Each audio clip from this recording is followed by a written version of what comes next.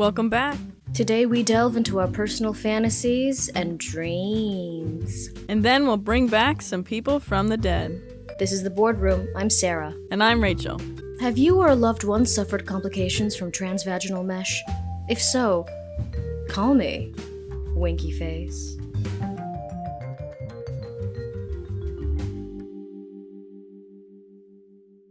Note: this was recorded before April 9th, 2021. Our first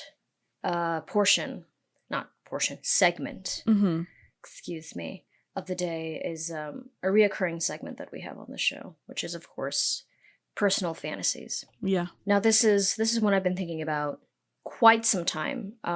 Whenever I purchase a home, which at this rate is going to be when I'm like 67, I want to have a wall of family photos in my house. And then occasionally I'd slip a random family into it, and it would start small. Yeah. But the gag is, like, they'd be a completely different race. Like, they would look absolutely nothing like anyone in my family. Yeah.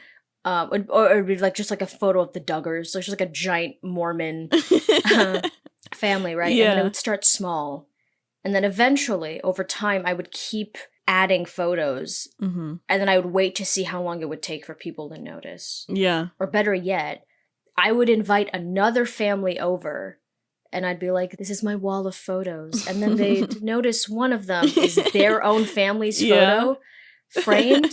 Or maybe just their kid. Just a photo of their child that they've never shown me. Yeah. And that's it. That's the gag. And then I invite them into dinner and I never mention it. Yeah. I think that would be cool. I want to cause chaos. I would want to, like, take, like, an old picture of, like, my family and I in Disney and, like, Photoshop their kid into it.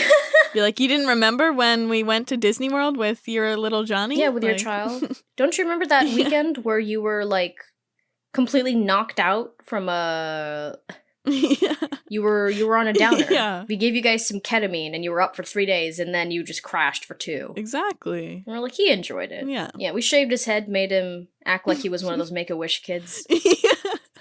We got to the front that. of the line of every roller coaster. Oh my god, those bastards. I bet you. I'm like, sometimes I get suspicious and I'm like, does that kid have cancer or does he just have alopecia? Yeah. Either one is possible. Or just very, like, do they check? I'm just saying, if you showed up and you were like, my child has cancer, and you did the whole Gypsy Rose Blanchard thing where you, like, gave her those little, those breathing tubes or whatever, made her look really sick. Which is so crazy. What are they gonna check? Is there little, the little kid is just, like, sitting in a wheelchair, all Stephen Hawkinged up. Fun family activities to do together. Pretend one of them has cancer and then just... go through all of the lines. Yeah. Better yet if you get those wheelchairs that are like the manual, like robotic ones where the kid has to like... Oh, yeah. So you can hear it going. Oh my god. Anyway, that's one of my personal fantasies. And the second one is I want to get on Jeopardy. R.I.P. Alex Trebek. A legend. He holds all the power because he has those cards. You take those away, what does he have? Yeah, he's got nothing. He's got nothing.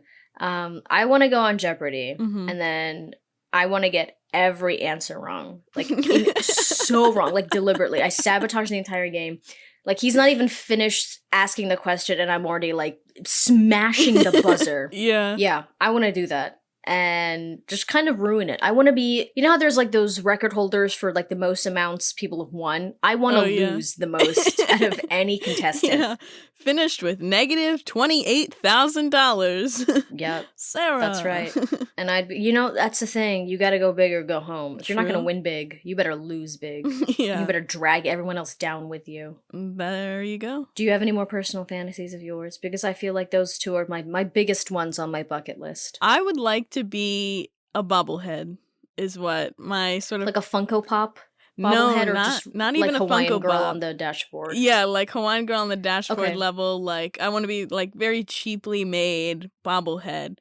And I feel like it would be, like, accurate to me because I have sort of a special connection to bobbleheads. I was basically a human bobblehead when I was a kid because my head grew, like, way faster than my body. So, like, when I was, like, 1, they had to, like, take me to the hospital because, like, my head was, like, in, like, the 99th percentile Like my head was But your body was in giant. like the 50th. Yeah, so like it was my body was like normal sized, and then my head was massive. So like I feel like I deserve to have a bobblehead after being so disproportionate when I was little. I feel like it's kind of what the world owes me at this point. I'm imagining your adult head on a baby's body and your Yeah. parents bringing you in like, "Doctor, we don't know what to do." Yeah. And then you're just like, "Mother, give me some milk. I need some milk. I need to latch." And then your mom's like, "She's been talking like this since day one. I don't know what to do." And Yeah. he's like, "Dear God, we've never seen anyone like this. The headband is still there. You were born with it on." That's nice. I can't relate because I was a very normal baby. I was a very hot baby, actually. Wow, that's exciting. Deadass. I peaked physically Yeah. when I was a child. And like people know, like my family says that. Yeah. You know it sucks. You know everything's gone downhill when people in your family and your friends were like, "You used to be so cute. Remember when you used to be so adorable?" And I'm like, wow, loving these past tense verbs. Yeah. Well, that's nice. Now that you got to know a little bit more about us on a deeper psychological level, there is one question that I have been pondering. Yeah. What is Dick Cheney doing right now? Killing people. Indirectly. Yeah. He's pushing the button, but he's not pulling the trigger. Yeah. Is he still alive? I always say this, like, he's alive, right? He's on his, like, 5th heart. Yeah. There has to be a limit. Yeah. There has to be a limit where they're like, "Sir, You've taken you're enough. done. Yeah. You're just greedy." You've had your fair share of organs, sir. Right? It's like that Rockefeller, the one who's like 100. Mm. He's like the grandchild of the original Rockefeller. This man is on his 4th heart. "Sir, Jesus is calling. Pick up the phone." Yeah. How do you even, a 4th heart? Yeah. 4 people have died for you to continue living what I'm assuming is a horrible life. If you're 100, he's like drooling out of his mouth. He's getting changed by his nurse. I would, at that point, I'd be like, "You know what? Take me out." Yeah. I wish Prince Philip would say that.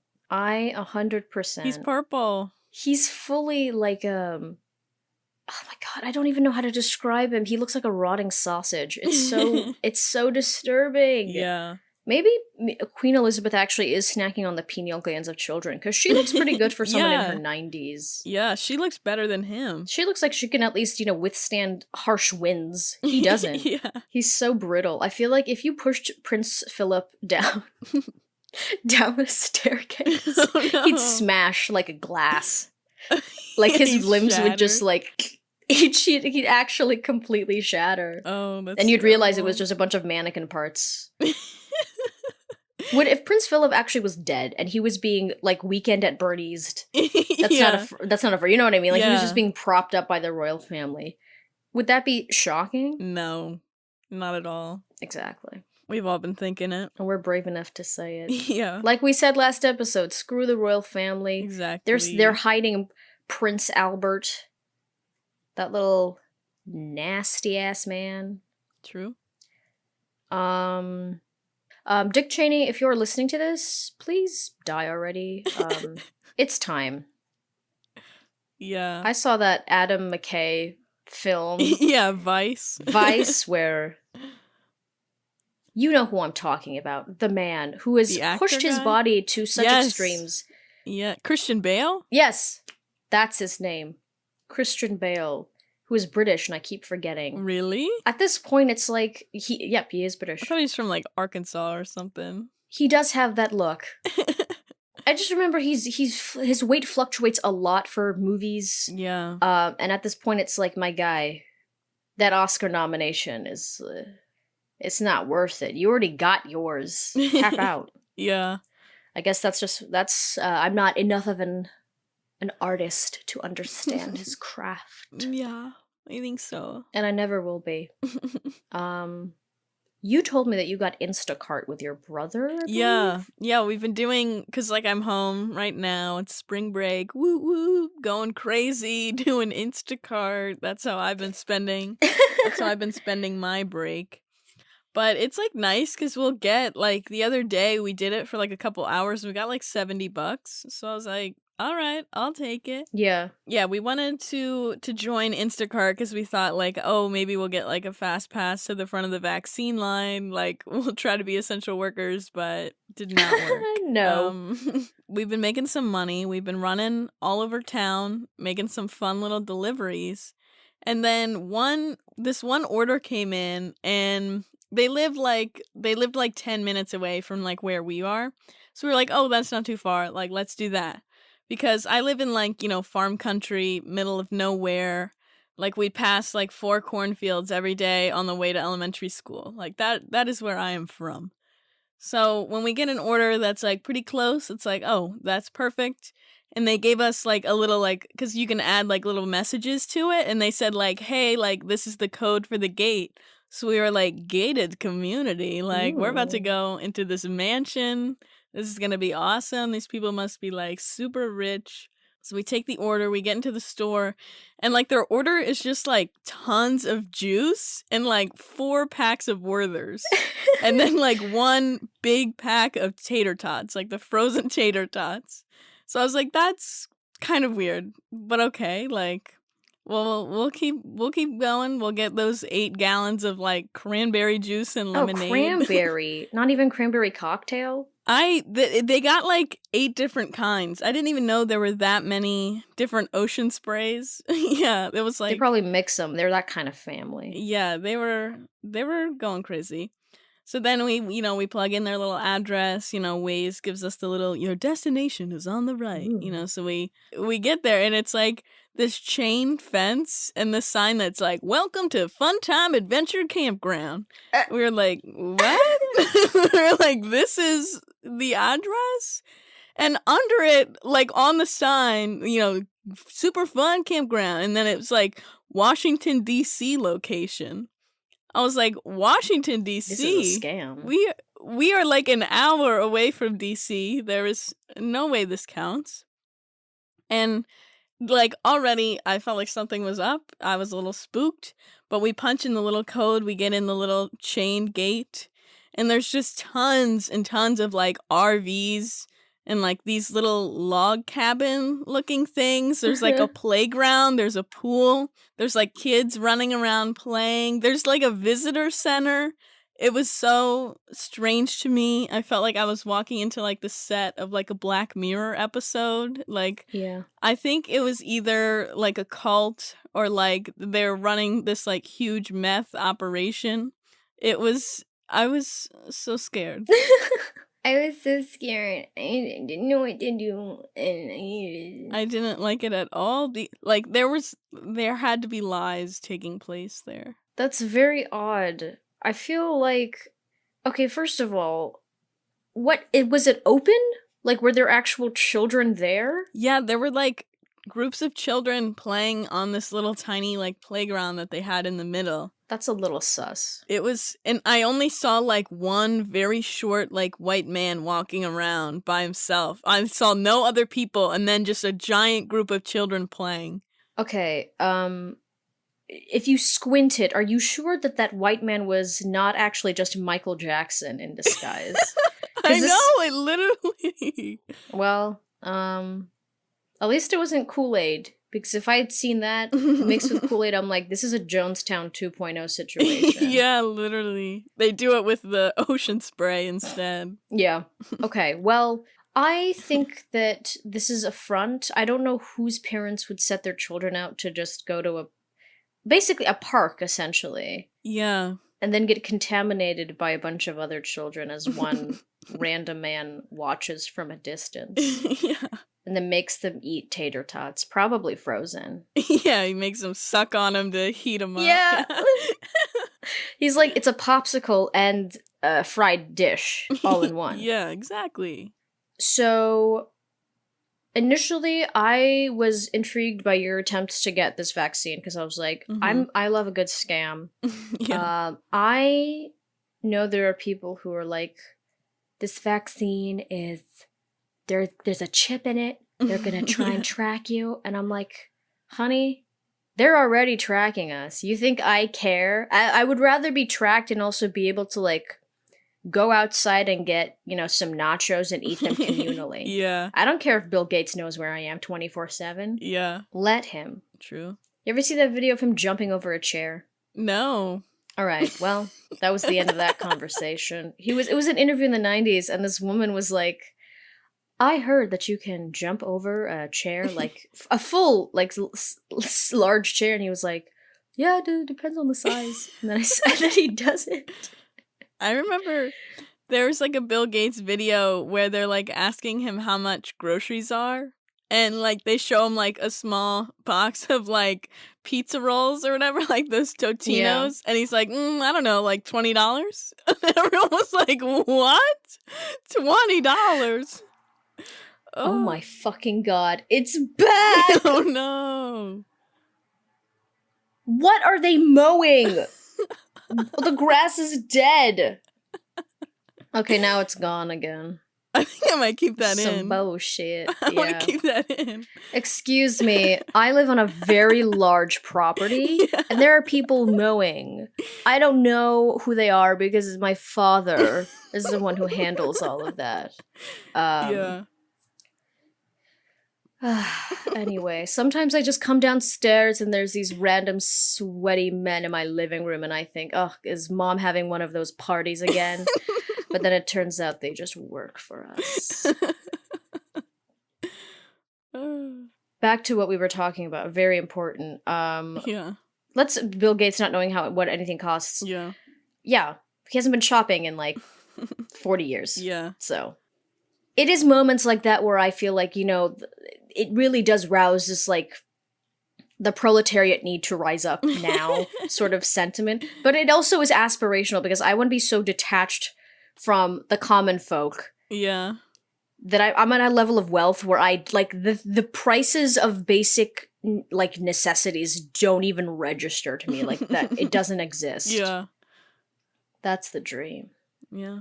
Anyway, I think it's time to move on to our next segment, our next juicy little segment. Mm-hmm. People we would bring back from the dead. Yeah. I know that many people who are listening to this are like, we know that you're very powerful women. Unfortunately, we have not mastered necromancy.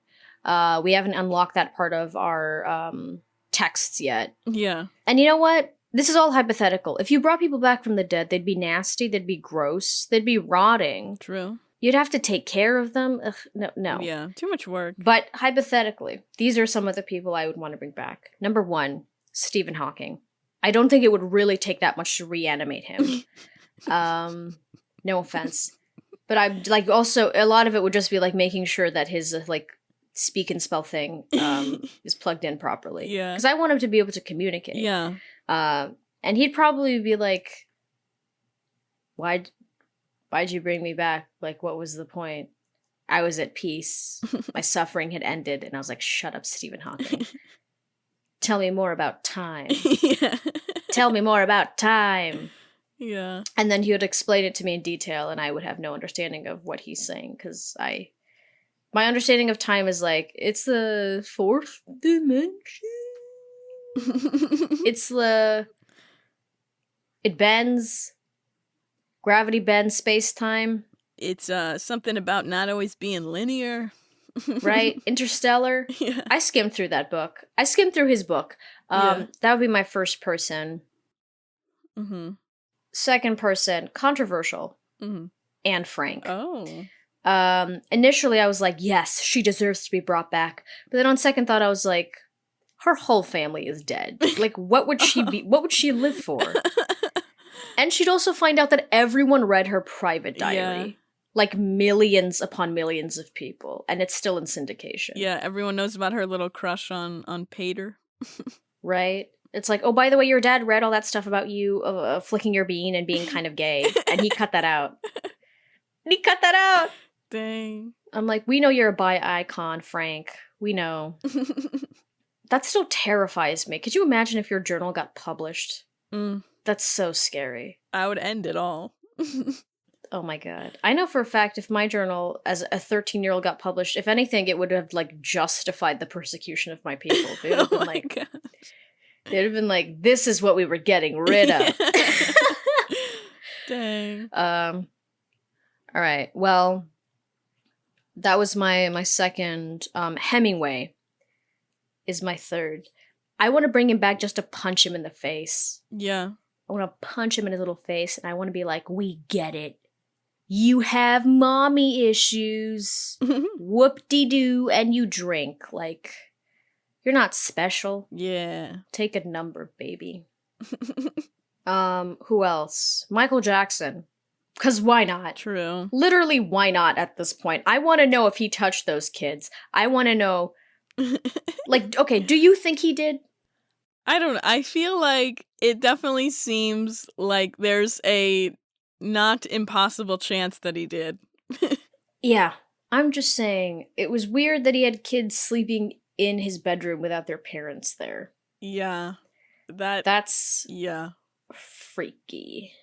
I feel like if I got invited to Neverland, I'd be like, ooh, hee hee, I'm wearing my little nightie, Jackson. And then he'd be like, no, not you.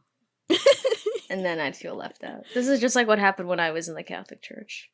No one ever looked at me.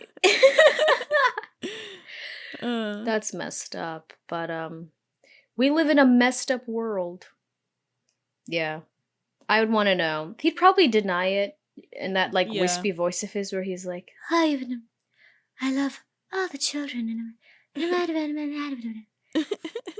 then I'd make him say hee hee. Hee hee. But at knife point. But he'd probably enjoy that. Yeah, and then he'd moonwalk away. Yeah, he'd just moonwalk into the darkness. We'd never see him again. Yeah. Okay, so that was now going a little further back. Cleopatra. Oh. I want to hear her side of the story. Interesting. Mm-hmm. I also, two things. I want her to spill the tea on Mark Antony and Julius Caesar. I want to know who was better, whose is bigger, let's be honest. Because wouldn't it be so great? I feel like people... I know this sounds weird, but whenever I think of like a historical figure or just a random person in general, I always imagine them the most compromising or vulnerable situation. Yeah. And I would just like to know for these great titans of, Western history. Caesar was like, did he like a little finger up the booty? Yeah. Yeah, I'd want to know. Also, it must have been nasty as shit because they didn't shower daily. True. And they didn't douche. Yeah. Man, how did people do it back then? That's disgusting. True. Let's get a little off course. But Cleopatra. Mm-hmm. Also, I'd want to see where the asp bit her on the titty. The who? Remember how she committed suicide because she got a poisonous snake to bite her on the chest? An asp? Oh, no. I gotta catch up on my ancient history. Yes, it was very dramatic. Also, I don't know if poisonous bite by a snake is really the best way to go. It seems oddly painful. Yeah. Anyway, I guess it's dramatic. It's a good way to go. Yeah, very phallic symbology that a bunch of historians and writers will read way too deep into hundreds of years later. So now that she's gone, I would take my next options would be I'd bring back all of the Golden Girls who died. So Betty White's still alive; she's still kicking, and then I'd invite her over and I'd make them reenact my favorite episodes from the TV show. I'd string them up on a makeshift set, and I'd feed her lines, and she'd be like, "Please let me go. This is horrible," and I'd be like, "Say the line, Rose." Like dark Golden Girls. So Betty White would still be her current age today. You wouldn't have any reversal technology. No. And they would they would also be corpses, deteriorating corpses. And I'd be like, it's one of the later seasons. What do you mean? That's the beauty of being Betty White was old in the 80s. Yeah. I've seen episodes of the Golden Girls and it's wait, she was 70 here. At least in her 60s, I think, early 60s. Yeah. And shout out to Betty White. Shout out to Betty White, the baddest bee in the game. True. Hope she's still alive at the end of this podcast recording. Oh, What if we got a notification and it That was would be like awful. CNN headline, Betty White finally croaks. That's like there's always someone tweets it like every month. They'll tweet like breaking news, Betty White just, and then it'll just like under that will be Dot, like dot, lived dot. another day or whatever. Yeah. And it's These like, don't monsters. scare me like that. Yeah. So that's my dream, is to get those girls back together. And then finally, JFK. Just because I want to see that head. I want to see that wound baby. Yeah. It'd be funny. I want to like stick my hand in it. Oh. And I Is want to it be that like wide? Yeah. I mean, it like blew the side of his head off. You ever see the video? Yeah, actually, yes. Unfortunately, I did. That's insane. We witnessed a president dying in real time. That's insane. That's so crazy. Damn. That's like scary. That's freaky. And then Jackie was sitting there. I rarely Yeah. feel sympathy for like people who make above a certain income, but in that moment, I was like, I feel for her. That must have sucked. Yeah. That's gotta be bad. I had a karate instructor in high school who was there. Like, he was in the Secret What? Service and he was at the assassination, like a few cars down. What? That's wild. That's crazy. I know. Shout out to you, Mr. Fuchs. Yeah. Yeah. I know that you have some people that you want to reanimate. Yeah. I feel like Genghis Khan has to be on there. Understandable. The big Mongols, man. He basically he conquered like all of Asia. And I feel like he's also like low-key the father of everyone that lives in Asia right now. Yeah. So I feel like he should have to come back, meet some of his kids, maybe pay some child support. I'm just saying. He gathers them all in a stadium. He's like, sorry, I've been gone for a while. I was getting cigarettes or... Yeah. That's wild. It is insane to me that, like, how much of a prolific rapist do you have to be to have that Yikes. much of a genetic impact? Yeah. That's wild.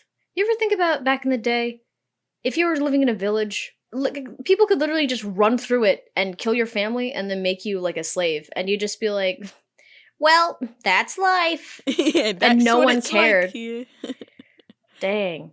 I mean, that still kind of happens Yeah, now. I was But, about to say, I don't know that that's totally gone away. No, there's like ads about it now, and people in other countries would be like, damn, that sucks. And then they like switch channels. It's Coney So- 2012 all over again. Coney 2012. The entire history of that initially coming out, I remember it was like April of 2012, and they were like, this video will delete itself on December 31st, 2012, right? Yeah. And they fully made this guy out to be such a big thing. And then the guy who made it was caught on film, like by TMZ or whatever, walking down buck naked down the street, like yelling and wanking his little Weedle stick. And that was the conclusion to the whole Coney 2012 story. And then a bunch of people who actually work with like, child soldier organizations and stuff being like, yeah, Coney's not even been active for a hot minute. Why is this the guy? Yeah. Yeah. Wow. I just remember everyone in like middle school like freaking out about it, and then like the principal had to like make an announcement like there's gonna be some flyers on the walls. Like only look at them if you're interested. We do not take a formal statement for or against this movement, but we approved it because some students came to us very passionate about the cause. I And we're like, can't. what? That's hilarious. That's so funny. I wish that maybe I could have been devil's advocate and been like, he's providing these children with a career path. Yeah. It's not, there's not that much like career longevity. They get to live a fast an interesting life. They get rations, like they get food. Yeah, that's true. Like They clearly they're being provided with like skin products because all of those faces are glowing. yeah. Might just be the sweat, but So there's good sides to every person. I feel like we're not looking at his perspective. Yeah. Why can't we just accept all sides can have differences, Yeah. okay? I'm a fence sitter when it comes to child soldiers. I don't take a stand on anything. Yeah. Okay, so you got Genghis Khan. Anybody else? I feel like if I had to pick somebody else, I'm gonna say this could be controversial. Say it, But I'm gonna say Avril Lavigne. Okay. She's definitely dead. She definitely died. Yeah. Like, there's no way that Avril Lavigne from, like, what was that, the 90s, early 2000s is the like same 03. Avril Lavigne as today. I've seen those videos where they're like comparing her skull and her bone structure. How did her nose change from this to this and her teeth changed? And I'm like, Yeah. I mean, on one hand, it's like, was Avril Lavigne such like a lucrative cash cow that they would have gone through the effort of like getting a clone? Yeah. Maybe not. I don't know. Yeah. Anything's possible. Or maybe she just shifted. Because I remember initially being like, I'm skeptical about this. And then I saw that like Hello Kitty song she made. And I was like, oh God. This doesn't seem like the same person. Yeah. Mino sato arigato. Kawaii. Yeah. Oh, Avril. Avril, if you're out there, we miss you. Yeah. Bring back the original line. Come back. I want to be a skater girl. That song had much more of an impact on my childhood than, I would say, the entirety of my elementary school education. Yeah. It was so wild. Remember the video where it's complicated in the beginning where she's like, you guys want to go crash the mall? Okay. And I'm like, it's a public place. How do you crash it? Yeah. You're allowed to be there. Yeah. But that was the era of mall kids. I don't miss that. I don't miss going to the mall and it being after like 3, so all like the middle school and high school kids are let out, and there'd be these packs of boys with gelled hair. Yeah. Just lurking. And like the plaid cargo shorts. Oh my God. They'd go to the food court, get some like nuggets or something. Yeah. I mean, the mall that was closest to my house before the area got like super gentrified, it was like it was like families, like a lot of Hispanic families with like babies. That was the biggest demographic. And they were fine because they weren't loud. Like, that's the thing. I don't mind families because the babies, once they stop screaming, like once you stick food in their mouths, they're good. Yeah. But then the high school kids and the middle schoolers, they think they run everything. True. They don't throw their trash away. I feel like an old man on my porch, like shaking my cane, like, you kids! Clean up after yourselves. Clean up after yourselves. Pull your pants up. I can see your ass crack. Yeah.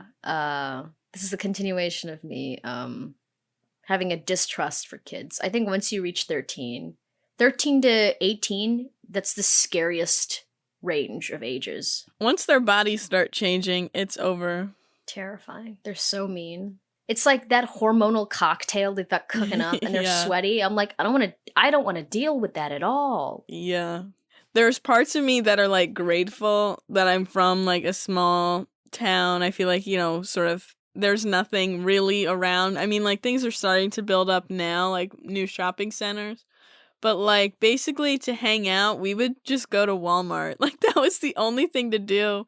But I'm kind of glad because like if I was one of those people that went to the mall to hang out all the time, like, oh, no thank you. I understand that. I feel like your living situation growing up was so interesting because it's countryside, but it's not the Midwest and it's not the South. Yeah. So it's just like, it's like when people who grow up in the country or like sort of the rural areas of like New Hampshire or Vermont, you're like, that's too vague. Yeah, like there's literally like probably like 8 Trump billboards within like a 5-mile radius of me. It's very strange. But then there's also like, there was like a handful of gays in my class, like it's like we've got a nice spread. There's a few super alt-right people. We had a few leftists. We had a sprinkle of gays in there. Like it was a nice little trail mix. We talking female or male gays? I think there's a little bit of each. It was a nice little spread. That's nice. Yeah. My school definitely had gays, but it was like a suburban. It was like suburban. Yeah, you'd expect there to be a few. Yeah. And I hated them all. I'm just kidding. I wasn't homophobic before, but then after high school, I was like, they don't deserve rights. Yeah. I would just like to say, these are great additions for people you want to bring back from the dead. That was initially what we were talking about.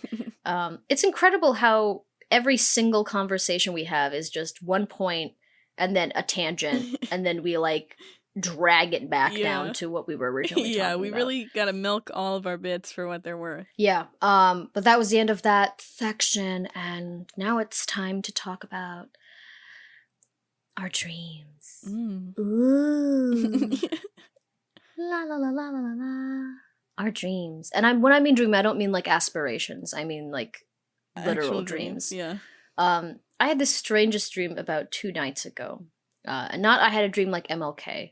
And it wasn't the one about Donald Trump jerking off in the Home Depot parking lot. I don't know if I talked about that one, but maybe I did. I probably did. It was stranger. So I was floating above the world. Oh. But the world I was looking down on was just a bunch of random scenes from a horror movie, and I could rewind and fast forward and like control the time. So I would do this thing where I would just like gently hover above the characters because they couldn't see me. Yeah. And I would get like really, really close to them, like disturbingly close to their faces. So yeah, I get physically close, not emotionally attached. And then I was it was this scene of like 2 sisters, and they were on a lake, and then one of them got shot. I don't know. And one of them was clutching the other one. She was like, "No, Cynthia." And then there was a witch hiding in the tree branches who I think did it. Yeah. Right? And I tried to hover above her to get closer, but then she lifted her head and she saw me, and I knew that she could see me, and it freaked me out. And then it cut scenes. All my dreams have like cut scenes. I don't know who's editing it, but it like cuts from one scene to another. And then it got even weirder. I was floating above another witch, a different one, a green nature witch. She was covered in like algae. Yeah. So I was hovering above her. She didn't see me. And then I apparated into someone's house, and there was a small party where Kendall Jenner, Zendaya, and some Instagram models were in attendance, but also Leslie Jones was there. This was such an odd, and it was just like a random person's house. It was not like an event. It was not like a fancy house. Yeah. All of them were there. Everyone was wearing green except for Leslie. She was in a red dress. And she was like, "Damn, I didn't get the memo." And the girls laughed. And then one of the girls was really jealous of Kendall, and she just sort of looked at her in this like skimpy green dress, and she was like, "Why do I even try? Like, like what's even the point?" And then she went to the bathroom and she cried. Because I think her body dysmorphia was triggered, but like no one went in after her. Like we didn't care. Oh no. And so we moved into another room, and we started eating pizza and drinking Pepsi. Oh, interesting. But Pepsi choice. It's the Pepsi for me. It's the small details. Yeah. And I remember sitting there awkwardly. Mind you, the decor is like 70s home decor. And so we were sitting on the couch. I could tell that none of them liked me. Like there was this palpable tension in the room. Yeah. So I decided to move into the living room. And I went downstairs, and there was like, again, 70s decor. So there's like that weird beige carpet and like wood paneling that was in houses during the 70s. And the living room is filled with a bunch of 50-something-year-olds all in like sweaters and sweater vests, quietly eating Jell-O salad. And the I don't know, the patriarch of the family, I'm assuming, is in an office chair. The office is in the middle of the living room, mind you. So I come up to him. He's sitting in his office chair. He's eating vanilla wafers. Oh. And I make a joke. We start gabbing. Because on some level, it's like if I'm invited to someone's house as a child, I will immediately start talking to the parents. So I started making jokes about something about Jesus doing stand-up. He said something about Jesus, and I was like, Jesus actually, he's really funny. If you look at like, the Gospel of Luke, he did a tight 10. He did a set, and then his face just changed, and you could tell he was like offended by what I said. And it got very serious, and then the mother came up to me and she was like, "Sweetie, I need you to see this, okay?" And then this is where it truly, you ever been in a dream and you're like shocked at what is happening in the dream, even though you know it's not real. Yeah. And let me explain why. She put in a VHS tape into the TV, and the Oh. video was like very 80s aesthetic. Mhm. And it was a Christian propaganda movie, right? But it was made specifically for this woman. Like, it addressed her by name. It was like, hey, Molly, blah, blah, blah, blah, blah. I'm like, am I being brainwashed? Or like, what is going on here? But then I watched the whole thing. And initially the video was live action, but then it morphed into an animated film where these children who were initially very adorable went from being very cute to these like grotesque. They almost look like anti-Semitic propaganda drawings. Oh no. Like, have you ever seen like Psychic Pebbles on YouTube? You'll know what I mean by that. Like the creepiest, and they were at a lunch table, and the boy offered her a Boston cream donut, and his voice, it literally sounded like, "Hey Molly, you want some of this Boston? You want some of this Boston cream?" I was like, "What is happening?" He just, and the donut was so, his hand was like kind of mangled, and he was like, "I brought this donut for you because you've been so good." Stop. And then it cut from that scene, and then it randomly shifted, like fully to another animated movie about a weird lemur creature and a bird who are in love, and they build a small plane together. No, I don't even know if I could call it it was like based on a lemur, but it was blue and white. Oh. And they build a small plane together, and I'm thinking, she's a bird. Like, what? She can fly. Why does she need a plane?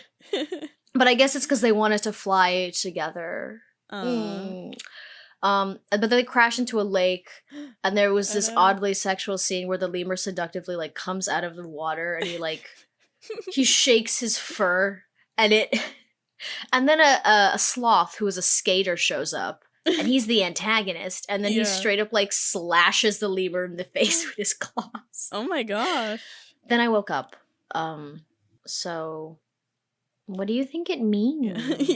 Yeah, I didn't know what the conclusion was. I think at that point I tapped out. I was like, what else could happen in this? Clearly none of these scenes are like attached to each other. Yeah. Well, I'm glad you listened that like overly long. That was entertaining. I want to get psychoanalyzed. Yeah. That's what I dream. That is basically what my dreams are like pretty much every night. Really? Yeah. Like I feel like I have like no dream. That's impossible, Rachel. You just don't remember them. True. I bet you dream of running through a field, the headband still on, like in Shrek. Yeah. There's like village people chasing you. Yeah. And at the end of it, you sit down and eat like a nice warm pretzel, and you're like, wow, this was a nice dream. And then you wake up refreshed. Yeah. Not all of us can be like that. True. Sorry, I'm just like so great. Yeah, sometimes, when you're a creative genius like me, that's just the stuff you dream of, is sexy lemurs and and weird children's cartoons. Yeah. I still can get the voice. It was so alarming. You Yeah. done it? Yeah, that's so crazy. I was so scared they would notice me looking at them. And then they would like sort of turn to the camera and look at me, and then I would and then that's how I die. There's something very scary about being seen. Very true. Ooh, not to get all New Yorker op-ed on us. Yeah. But, there's something really scary about being seen. Well, that was my wacky dream. What if every episode I was like, so this week, this is what I dreamed about. We have like a psychologist come on to help you. She's just like, you're very disturbed. We've never seen anything like this. This is off the charts. She's like, there's no use. Yeah. I'm like, ooh, do I get pills? And she's like, no, you just get institutionalized. I'm like, damn it. Not again. No. Yeah, I'm like, well, I mean, at least this time they let me walk in. I'm not brought in with a straitjacket. Those things suck. What if you get like a nose itch? Then what? Yeah. What do you do? I've read you have to like dislocate your shoulder to like get out of one. Ugh. Why was I looking at that? I don't know. One day I was like, research. how do I get out of a straitjacket? Yeah. Like, I was like, And they're like, I how need are you to typing know. this? Yeah. I type with my nose. Like a bird just pecking. Oh, man. All right. And that's all we got to say on that. Tune in next week for another episode. See ya. Bye. You want a donut? The Boredroom with Sara and Rachel is a production of Rails Comedy Network. The Boredroom is produced by Walker Green and edited by Rachel Nicewander. Stephen Duranske is our graphic designer, and our theme music is by Doug Maxwell and Media Right Productions. You can follow us on Instagram at Boredroom Podcast. And if you haven't already, please subscribe to The Boredroom on Apple Podcasts, Spotify, and wherever you get your podcasts. Like, comment, rate, and review. Tell us you love us. Tell us you hate us. Solicit us. We'll take anything.